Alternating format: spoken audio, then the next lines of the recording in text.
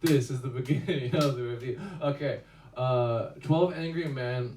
We've discussed. I think we've watched different 12 Angry Men. Right. I'll listen to you and 19, try to pick up how different it is. But I've also seen the 1957 one because we reviewed it a little while ago. But that's why I wanted to do this one. 1997. And I think these are the only two iterations or versions of this movie.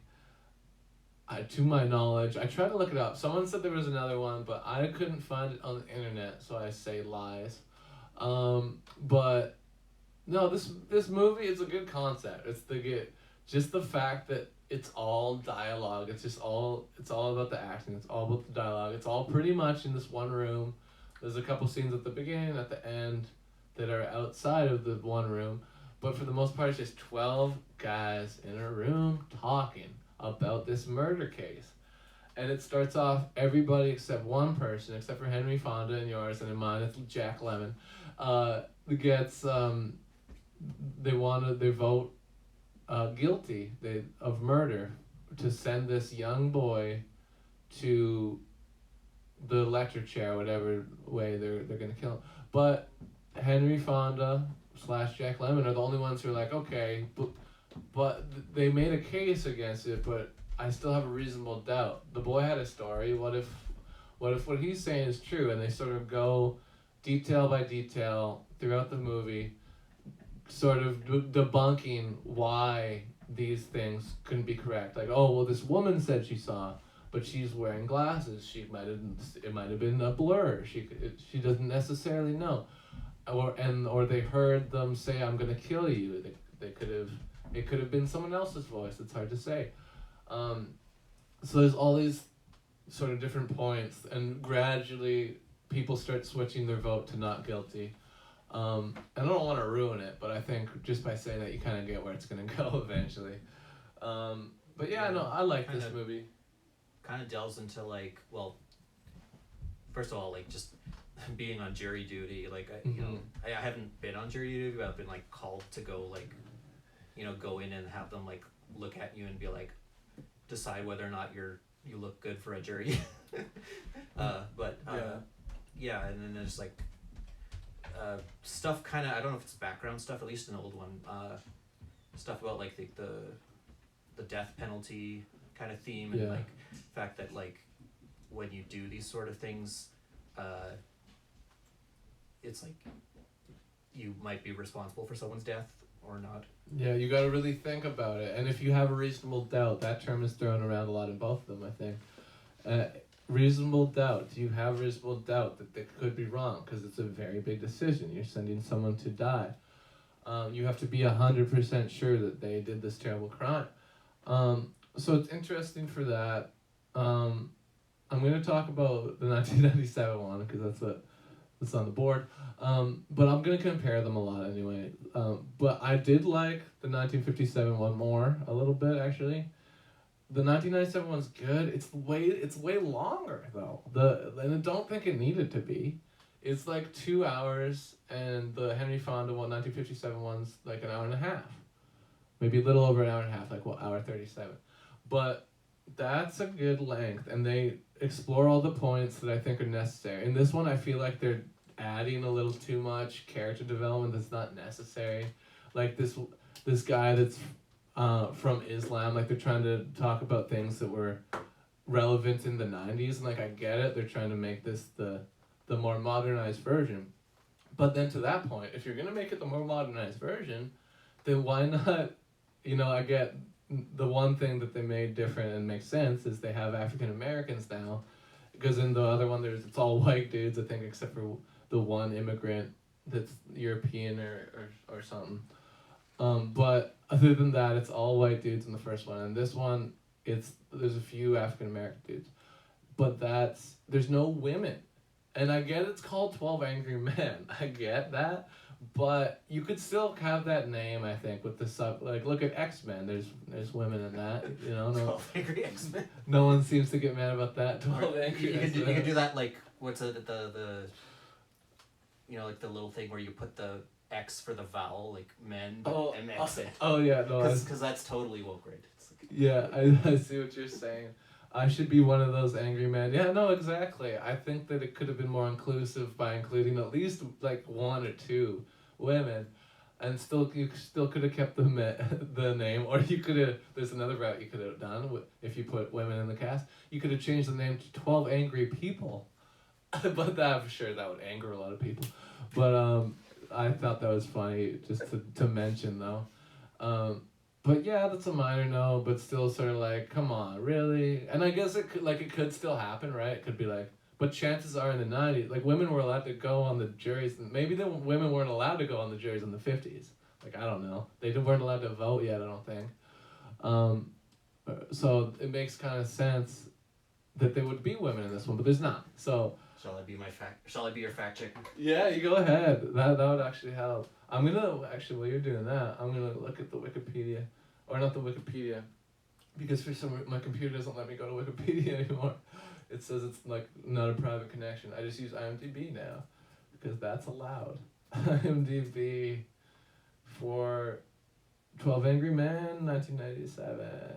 12 Monkeys, no, not 12 Monkeys. Although that's a good movie too. I think I reviewed it before too, but a while ago.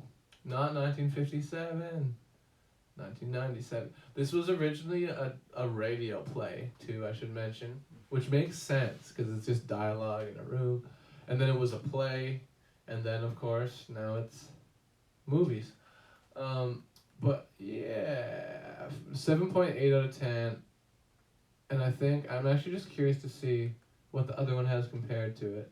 Yeah, this one, the first one has 9 out of 10, and I definitely agree. I think I agree with that to a certain extent, just that it's better because it's more concise. There's just there's more things that need to be there than the other one. Like I feel like there's a lot of extras in this one, the 1997 one. And don't get me wrong, it's a good movie, but if you're gonna watch one, I'd definitely say the black and white 1957 one. Right. So, yeah, because it was at wartime. So, like, 1920 was officially when the suffrage happened for the U.S. I don't know about Canada, but yeah. But 1965 was like when more rights were extended to black people. So right. Yeah, I guess it gets kind of muddy, maybe, but yeah. But in the 90s, women could be in a jury. Though, right? That's my main point. Yeah. Is that's weird, but it's fine, I guess. Like it still could have by fluke all been men still, so it's believable enough. But still, part of me was like, you could have been more progressive, but it's fine. Speaking of the play, I can name kind of a weird connection between this movie and the next one. Okay, cool. 12 Angry Men is mentioned by Weird Al in a song called Skipper Dan. Oh, bam. I don't think I know that one. It's like a...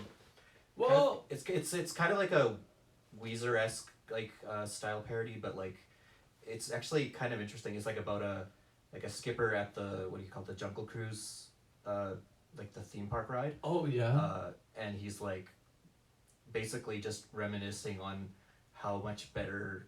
Or like when he was younger, he was like an actor and he wanted to be like a big actor, but then he just wound up on this theme park ride and he's like the most miserable life, like saying the same jokes again and again. With Weird Al, yeah, I get that. I'll have to look it up. I love Weird Al, one of my favorite artists, so I bet I'd like it. Respect the women. I love you, Jaff. Says Stevie. Jaff. Varies by region, yeah, that makes sense. I played an episode of The Saint for Sweetie for last date night. The whole point was to get the blurb from Price at the end. What? From Vincent Price. At the end about not being a racist piece of shit. Okay, fair enough. We both required a change of underpants. Okay, thank you, Spen. Retro Spen. I think I know who you is. You might also go by Peppercorn Bing Bong 69 in another life. Correct me if I'm wrong. But Retrospan, I think it's you, my friend. I think it's you. Definitely shout out Retrospan. I don't think they stream yet. Bingo, I knew it. It's my boy Peppercorn Bing Bong, but another name. No, says Stevie. Stevie already shouted out Retrospan. Thank you. Stevie. That's Stevie. Oh, by the way, you have a command. You said to make you a command. a no command, I fucking made it. It just says no. Like that's all it says. It's exclamation mark no, and then it says no. But I didn't know what else to do. But you wanted it, so I did it. There it is. Like, is that what you want? Is that satisfactory? I don't even know anymore. Okay, good. You heart. That means good. Okay. OMG. No. Okay, moving on. Back to the movie. There are other points that I want to say. So yeah, there's too much shit. Basically, there's a little bit. It's too long. Cause the other one's like a perfect length, 1957. And I really liked the 1957. There's a couple things with like some of the ways that they illustrate their points seem a little bit crazy, but for the most part, it's pretty on the nose, and it is better than this one, I'd say. But that's why it's considered more of a classic, and this one is the remake. So you know, what'd be interesting if they made this into like a video game, like a visual novel type thing, like Ace Attorney, but like. How would you make this into a video game? I don't know, just like have all these branches of like, you have to either get guilty or not guilty, or you get hung jury, and that's how you lose the game. Or like a text adventure where you have to like argue certain points to continue. Objection! Objection, yeah, that's what Steve said. I haven't got any bits on this account yet, but I love you, baby boy. Keep getting close to birds. Oh yeah, thanks, Steve, Span. I'm going to now plug my TikTok, because you mentioned that. I do videos about birds, I do other videos. Check out my TikTok. The one has like 89 likes, one of the bird related ones. That's my most liked TikTok, about a pigeon. I just go up to a pigeon and I'm like, this is a pigeon up close. Pigeon up close. We got a pigeon and it's up close. Oh, I gotta go to work. But that was a pigeon up close. And that got a fucking bunch of likes. And I was like, how? But whatever. I'm not gonna complain. It's funny. But yeah, that's my TikTok. Thank you, Spenny, for respecting the birds. Back to this movie, though. 12 Angry Men. The cast. We gotta talk about the cast. Jack Lemmon.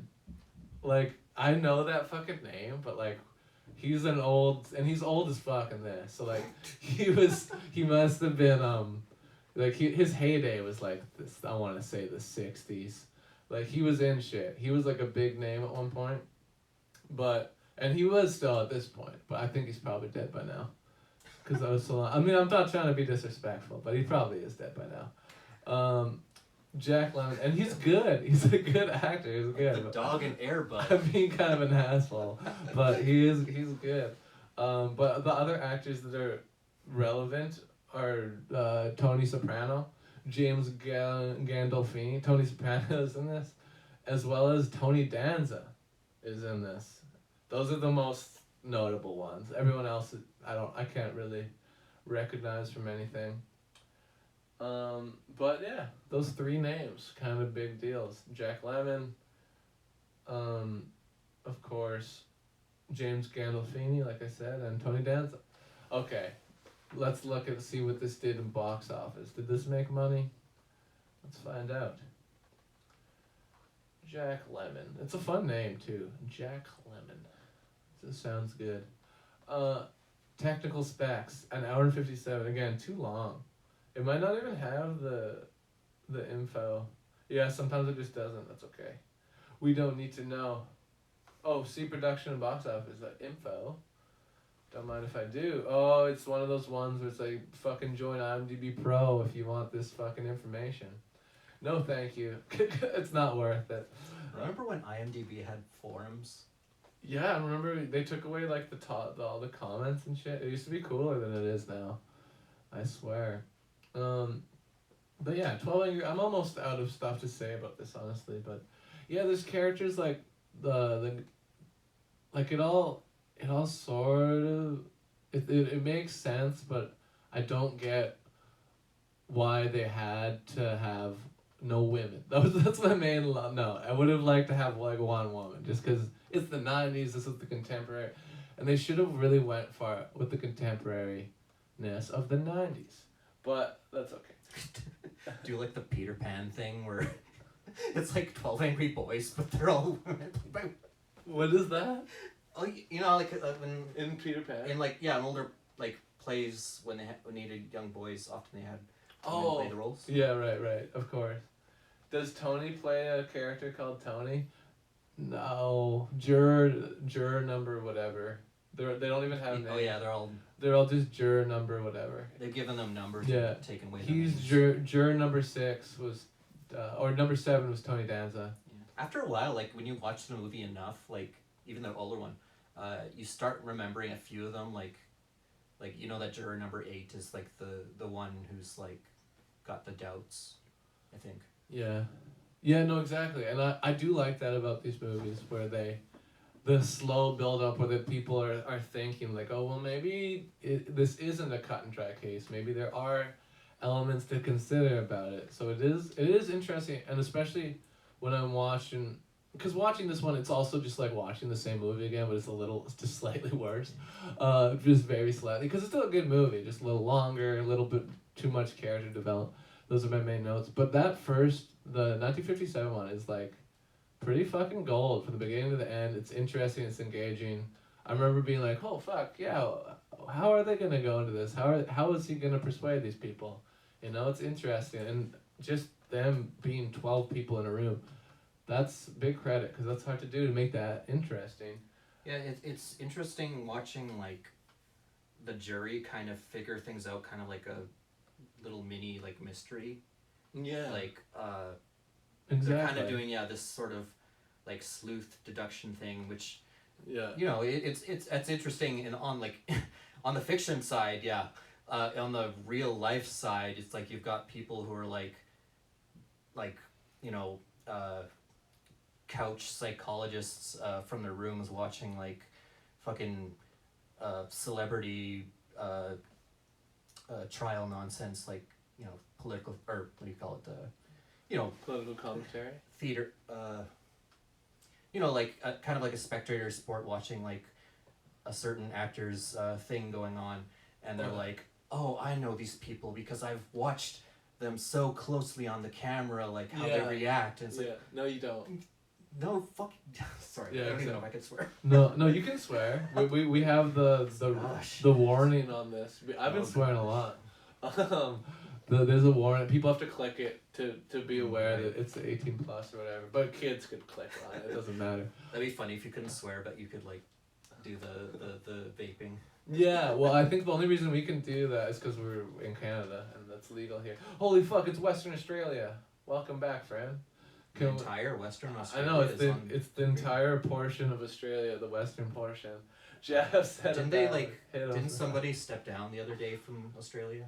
Western Australia. Did someone step down from Australia? I don't know. I get like the political system. Yeah, I get like vague hints of what's going on in Australia because I'm in like I got a shirt. It's a Star Trek Facebook shitposting group, and a lot of the people there, for some reason, there's just like a moderator who's Australian, so I just get like these random tidbits of like Australian politics going on as memes. Yeah, that's fair. Sometimes we're just subjected to me. I'm in a group about the 1999 classic film starring Rachel Weisz and Brendan Fraser, The Mummy, and there's lots of shit like silly memes constantly in that. Oh, from Pennsylvania. I'm from Pennsylvania. Yeah, no, I think I kind of knew that you weren't in Western Australia, but I like to joke every time you come in. It's a fun joke, right? All 12 of us are in a room. Yes, I like that. Ooh, 12 Angry Men. All 12 of Western Australia. 12 Aussie men. But yes, we should move on to the next movie pretty soon here, I think. I'm trying to think if there's anything I'm leaving out. There's just good bits. Like, I'm going to talk about one of the most exciting bits, and then maybe we'll move on. Because everyone's pretty concrete on the nose, like, this kid murdered his dad. And one of the big points is this knife was an unusual knife, so it must have been the knife that this kid used to kill the boy. But then Jack Lemmon pulls out a fucking other knife, and he's like, look, it's just like this fucking knife, and I found it in the boy's neighborhood, and the boy said that it fell out of his pocket, so that might have been the knife, like, it's possible. And they keep saying that too. It's possible, and that's sort of the point of the film. If you have a reasonable doubt that this person is innocent, then you should not send them to death. But that's basically my point. I'm gonna end the review soon, I think. Do you have anything to add about this film? I know you watched the 1957 one, but that's okay because I was comparing it. Anyway. I think I get the gist. It's, yeah, you don't need to watch this. You watch the better one, honestly. But yeah, like I know, like I've heard of things like, you know, I haven't really been involved in any murder trials, but like I've heard of me neither. You know, the concept of like burden of proof is familiar. Yeah. I think the same, because it's like they're like the burden of proof falls on the prosecutor or whatever. Yeah. The same concept is kind of used in the sciences for when they use like statistical analysis. They're like you're trying to get enough evidence to, there's like a thing called the null hypothesis. It's like I hypothesize that this isn't true, and then it's like you have to get evidence of that or not or whatever, and then do you reject the null hypothesis or do you go with it? Right. I get what you're saying. Another thing I want to say is there's one character that seems the most logical on the side of sending the boy to guilty, saying guilty. And he keeps going like, these are the facts. It still makes sense that he's a murderer, and it all sort of makes sense from what he's saying. He's the most coherent person on that side of the argument. But then Jack Lemmon gets him with the glasses thing that I mentioned earlier with, what if this woman wasn't wearing glasses? And then he says he has a reasonable doubt, and that's a really powerful part. It's like, okay, once this guy is given up, then it's like, okay, there's no more argument. They just have the people that have biases now against them. But no, it's a good movie, but it's a remake of a better movie. So I just watch the better movie. Also thinking like 1997 would have been very different for kind of like the kinds of evidence that people come up with, you know, like DNA. They would have to and that's another point. It was a lot of it was exactly the same as the 50s one, and that's a good point, that it would maybe be different. There would have been more technology. Like they mentioned in the old one, like that somebody scrubbed it for fingerprints, but like, and they said that in this one too, and like I mean, I think there are other methods now too of forensics involved. Yeah, no, exactly. So I'm gonna read some of the chat because there's a lot. This was around time of the shot for shot Psycho remake. No, I think that was a little after. I think I want to say early 2000s for this Psycho, but I could be wrong. We could look it up. Psycho Vin Diesel, right? Not Vin Diesel, Vince Vaughn. I get them mixed up for some reason. They're so different, but their names are slightly similar. Yes, 1998. You're right. I was wrong. It was not quite early 2000. It was like a year after this. Yes. Apparently, Viggo Mortensen's in it. I've never seen this, but apparently this is an exact shot for shot remake. So to me, it's like just watch fucking the original Psycho, but unless they change it a little bit, but they don't really. So like, I mean, you could try to find a colorized version of Psycho. If you want the color. Well, no, exactly. But no, you need Vince Vaughn in there. And, like, he's not a bad pick for Norman Bates, but it's just that at least try to... I know it's a perfect movie, so you want to do it shot for shot. But there's no point to making a shot for shot anything. That's how I feel anyway. But Tony played it. Tony, was it Old Man Jenkins? Parasocial. Fuck. Jeff said a bad word hit him. That was earlier. Shout out Western Australia. No, all 12 of us in a room from Pennsylvania. Nobbler's Gob. Gobbler's Knob. I can never remember. It's Cobbler's Knob. The Cobbler's Knob. Gobbler. I like Goblin Knob. Put on the glasses. Reference to the They Live. LOL. Tab. Thank you, SLXM Reaper. And you shouted out SLXM Reaper. I appreciate you. We worship Alfred in this house. Hell to the yes. Okay, now we are actually gonna move on. Obey. I'm gonna rate this film. You can rate the 1957 one if you want. Go ahead. What would you give it out of 10 if you want to? No pressure. Not guilty. You give it not guilty out of 10. Yeah, that's funny. I'll give you it. I'm gonna give this one 7.2. I feel, because the other one I gave like 8.8, but it's way better. I watched the 57 one over this one. But it's not bad. Like if you have to see this fucking storyline over and over again, then yes, watch this movie. But I don't think you need to if you watch the 57 one. I'm gonna put on a beat and then I'm gonna go up and show the rating to the camera. If you want crazy updated 90s remakes, there's always that Romeo x Juliet movie. Oh, there's that, but then there's Tromeo and Juliet. Do you know about I that? don't think I do. Cause do you know the film production company Troma? They made most famously Toxic Avenger. Yeah, I've heard of him. There's Tromeo and Juliet. Real quick, is it's obviously takeoff on Romeo and Juliet, but it's just fucking bizarre. There's like projectile vomit scenes, and Juliet turns into a pig woman at one point. It's very funny. I like Tromeo and Juliet, but that could maybe be for another day. Actually, I'm gonna put on Crusaders. That theme song is so catchy from like the cartoon. From the cartoon, yeah. I've actually never seen the cartoon, but I could tell that I've only seen the intro to it. Yeah, Lloyd Kaufman's kind of cool. Anyway, Garage Boys instrumental. Here we go. 12 Angry Men, 1997. 7.2 out of 10 Dogs. I liked it, but not as good as the original 1957 one. This one just went on a little too long. It wasn't contemporary enough for being the 90s contemporary version of a 1957 classic, but not terrible, you know. It's still a good film, be it a remake or not, which it is obviously. 7.2 out of 10 Dogs, 12 Angry Men, 1997. End of the review.